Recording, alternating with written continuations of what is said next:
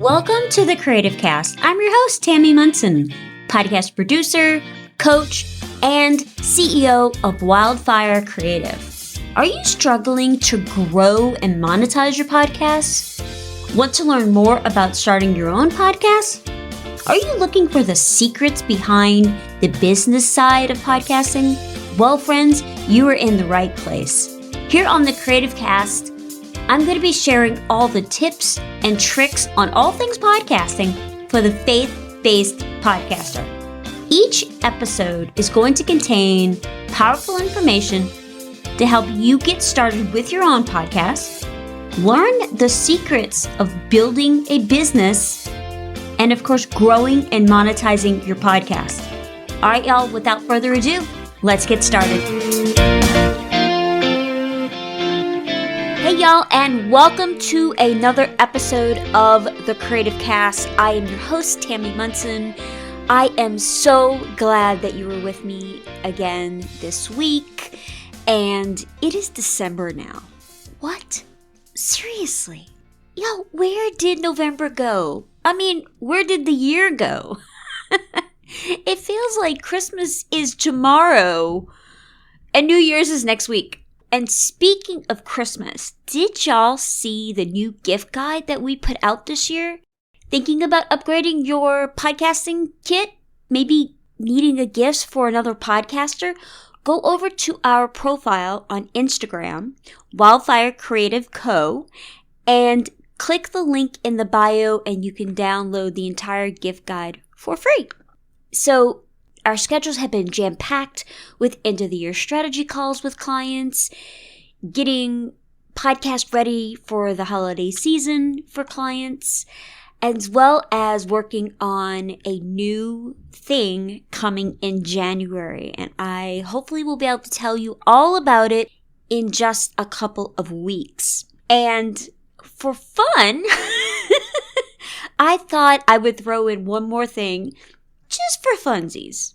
So this Wednesday, I'm actually having hip surgery to fix a tear in my hip joint. It's an outpatient thing, so I'll be home that night, and it should be a relatively quick thing, but I'll be on crutches for about a month, and the recovery process will probably take a few months. Now, I've had the surgery before. I had it in January of 2020 on the left side. And so I kind of know what to expect. So if you're so inclined, I would love a prayer that it all goes according to plan and no surprises. We think it's all going to go just fine, but you never know. So I would greatly appreciate that. So I will be updating everybody on what's going on my personal Instagram account. And so that's Tammy_Munson. You can follow along with all the things over there. But on the show today, so last week we talked about using the power of email to help you promote your podcast. And today we're going to go a little bit further. We're going to talk about lead magnets and how you can utilize them to help grow your email list and really utilize the power of email marketing. Now, before we get into all the details about lead magnets, let's just talk for a second. So I need to make sure that you and I are on the same page about what we're about to talk about. I'm going to be making a couple of assumptions here. One, that you know the basics about email marketing. And two, you've been podcasting consistently for 6 months or have done at least 12 episodes. So in other words, if this is day one for your podcast or your email list, this is probably not the episode for you. Okay, let's dive in. So what exactly is a lead magnet? Well, it's a free resource that attracts potential customers from your niche to click on, download, sign up for. Now, this free content makes visitors to your website much more likely to sign up for your email list and eventually become paying customers or clients. Now, I find that lead magnets is one of the most important part of your content marketing strategy, your email marketing strategy. Now, if you're going to be using this, You need to have your lead magnet be as irresistible as possible. Now, the best lead magnets that I've seen have several common characteristics. So let's just run through those real quick. Number one, it solves a real problem. Because if your lead magnet doesn't solve a problem that your customer or client is having, or if it doesn't give them something that they need, it's not going to work at all. We're talking no fluff, no BS, just a real solution to a real problem. Another thing I've noticed is it promises a quick win. So your lead magnet should promise and deliver a quick win for the person downloading it or utilizing it. They also need to be super specific. So don't create a lead magnet about something general. So the clearer you are about the benefits of your lead magnet, the better it's going to convert customers and clients. And if you can personalize this lead magnet to a specific landing page, add a quick video, it's going to convert even better. The other common characteristic is that it's quick to digest. People aren't going to have to spend weeks or hours trying to figure this out. And one of my favorites is PDF checklists because they tend to convert well because they're quick. They're easy to figure out. It's got all the information there right for them, step by step. Now, ebooks or lengthy reports, they're great. They could potentially make people feel overwhelmed with all the information coming at them. The other thing is you want to make your lead magnet of high value. So it should be both high perceived value and high actual value. Again, no fluff, no BS, right? You also want to make sure that it is instantly accessible because it will work best if it could be delivered immediately. Because people love instant gratification. We live in this microwave society where we get the social media we want, how we want. We get the things at our disposal. And so people want something where they go, they sign up for it, and there should be an email in their inbox within minutes. And finally, you want to make sure that, and I think this is really key, that whatever lead magnet you're going to be doing, that it demonstrates your expertise or your unique value proposition. Because when someone consumes your lead magnet, your freebie, it should show your expertise into that subject matter, which is going to help the person who signs up for that to turn them into customers or clients, podcast listeners down the road. So one of the questions I get whenever I've talked to clients about using lead magnets is, well, how do I create one that my audience wants? Well, if you've been hosting a podcast, you should know what your audience wants by now, what help they need, what information do they need to know. Now, in this case, I would look at your most recent downloads, see what episodes are resonating with your audience, what questions are your listeners submitting to you, what questions are they asking on your Instagram posts, or are they sending you DMs asking you specific questions? So if you're still stuck and you're not sure, ask them. It's as simple as that. Ask your audience, whether it's via an email survey or social media, what is their number one problem? What have they recently Googled about? What is their biggest question right now that you can help them solve? And then you create the content that meets those needs. You can build a checklist or some other thought piece based on their answers, something that you yourself would want to spend time with as well. Now, if you work with clients, so if you're a coach and you work with clients, what is the number one question that they ask you? Now, one of the most common questions that I get as a podcast producer, podcast editor, was, how do I start a podcast? So when it came time to create one of my very first lead magnets, what did I create? A quick download, step by step, on how to start a podcast. Then after a while, I had questions about different podcasting formats and which one launch clients should they do for their new podcasts. So we created a new lead magnet, our podcast format quiz. So each time I notice, whether it's my clients, potential clients, or audience having an issue with something, or I see them asking the same questions, I know that it's time to create a new piece of content to address that question, that pain point, or issue. So think about a solution that will get your audience into action. Because when they start seeing those results based off of your suggestions, your advice, your expertise, they're going to see you as the trusted source with answers to all of their problems.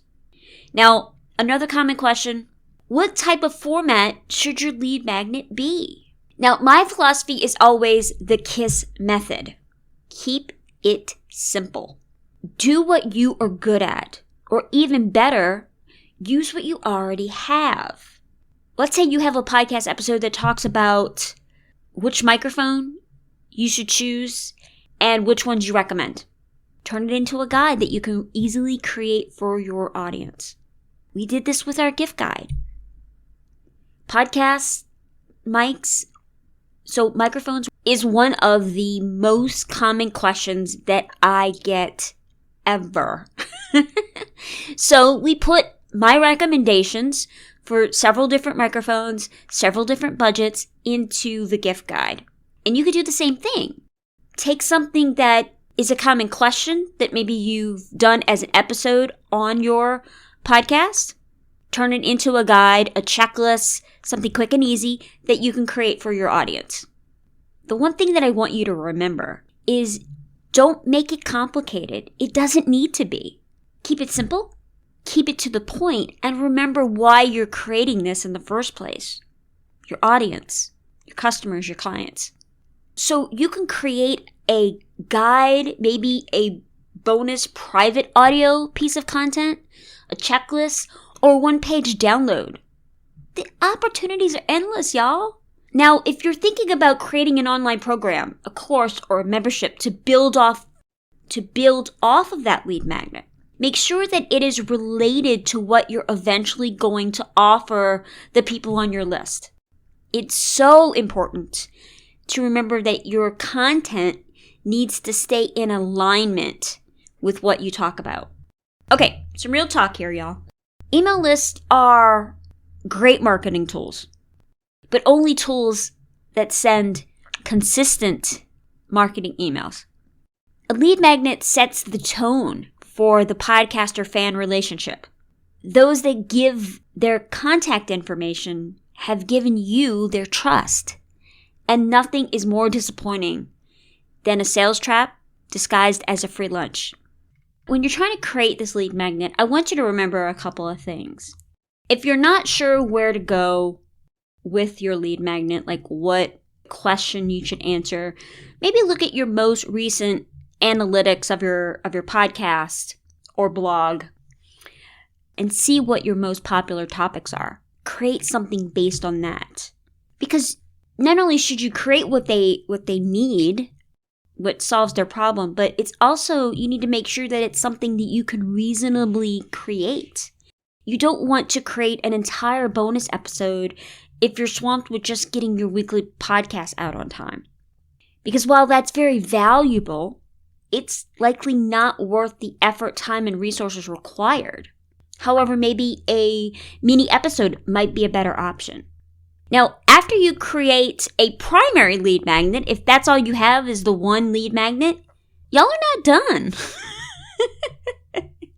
You need to create other ones to continue targeting current listeners or even new listeners. Because after all, the more lead magnets you have, the better are your chances that someone will be interested. Okay, so in January, I will be doing a frequently asked question episode here on the Creative Cast. So, do you have a burning question about podcasting, entrepreneurship, being a creative? Do you want to know more about me or what we do at Wildfire? whatever the question is. Send it in for our frequently asked questions special episode next month. So you can either email me at hello@wildfirecreativecompany.com or feel free to send me a DM on Instagram at Wildfire Creative Co. Now, okay, let's talk about some recommendations. And so this week I have some news that you can use. So Spotify has added audio enhancement to its app. Now, the company says a single tap can automatically reduce background noise while leveling your voice and bringing it in the forefront. Only available for podcasts that Anchor hosts. I have not done the deep dive on this, and I will, over the next couple of months, take a closer look at this and see if it's something to use. As an alternative, if you're looking for something like this, I have looked into Descript. They have a studio sound, and it is pretty good. Plus, they also have that really great editing system. If you're doing this yourself, they have a really great editing system where you can basically edit your podcast like you edit a Word document. Now, having said this won't completely remove all the background noise or necessarily create premium audio. It will create a more edited audio experience than maybe if you were doing it yourself, but it certainly doesn't do everything that a pro editor or producer would do for you. Now, friend, in 2023, I want to see you accomplish your dreams, your goals, imposter syndrome, podcast overwhelm, or don't let that intimidating tech stop you from achieving your goals, whatever they may be, whether they're podcasting related or not. I don't want to see that stop you from doing this. I don't want to see you playing small. So let's walk through the journey together so you can spend less time worrying about all the details and more time spreading your message, being consistent, and sharing your story to share the calling that God has called you to. I hope that you have a great day. I hope this episode was helpful for you. And I will talk to y'all next Monday. Bye, y'all.